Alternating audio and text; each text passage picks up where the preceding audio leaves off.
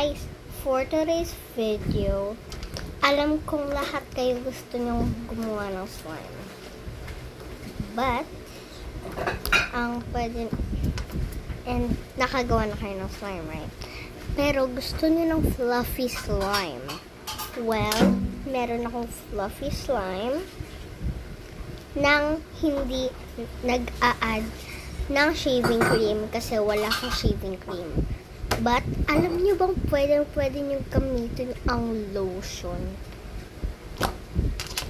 First, magagawa lang muna kayo ng slime, tapos saka kayo mag-add ng lotion. Ito, example sa mga hindi nakakaintindi. Ito ko sa inyo yung brown na pichel. Brown na pichel na mabasaguin. Itong lotion ang ginagamit ko. And just add some. And i-mix nyo lang.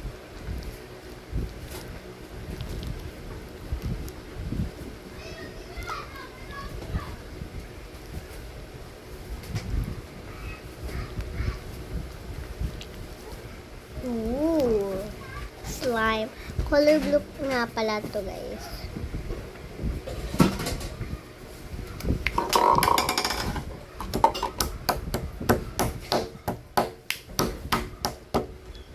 And anyways,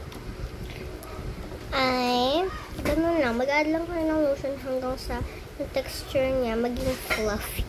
Ganun lang. Hindi pa siya masyado stretchy, kaya add more.